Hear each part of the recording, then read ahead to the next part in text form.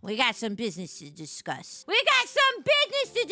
Your girl, Miss Lala VT, neighborhood-friendly diner waitress and VTuber menace, was part of a competition show titled Next, where they are looking for the next biggest live streamer in the scene. And I was one of 12 contestants in this portion that competed, and we had multiple rounds, right? We had a first round, which was an audition. Then we had the second episode, which was a stream showcase, where I did a very detailed dress-up game, which really came together in basically 3 days, which was wild. And then I made a deal. The semifinals were all in person, and there was no way to accommodate some sort of iPad or robot or whatever. So I had to basically agree to do a face reveal for the first time on stream. I've never shown my face since I become a VTuber live on stream. I have never done that. Maybe I posted a picture where I cover my face or something, but I've never done like mask off, face cam stream, whatever. I haven't done that since I started VTubing. So I made it to the semifinals. Which was amazing, but also incredibly nerve-wracking, because that meant that I had to do this face reveal. So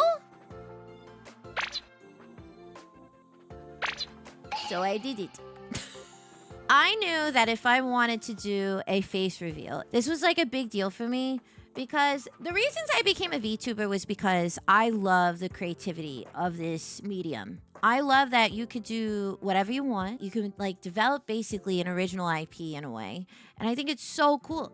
You get to be an OC if you want. And I think that's awesome. But when I joined, I just basically wanted a really fun hobby that let me play video games and that I could decompress from my career, from my day job, right? Because as you know, I'm a costume designer in film and television, and it could be really demanding, that kind of work. So it was really fun to do a hobby where everything was just of whatever I wanted to do, and that was really cool. As I navigated this hobby doing VTube, and I was like, I really want to keep this separate. I don't want to I don't know if I want to show myself. You know, people assume a lot about VTubers already, all this different stuff. And also, I just want to be comfortable. There's something really freeing, especially as like a woman or, you know, like a femme presence in person. Like when you're streaming and you show your face, like people are going to make comments about you, whatever. So it's really fun to be a VTuber where people just kind of like get into the world you've built. So I wanted to kind of like keep that going, you know what I mean? And then I was also starting to realize some limitations with VTubing in terms of some of the content I wanted to explore. You know, I love fashion, I love makeup, I love all this stuff. And also,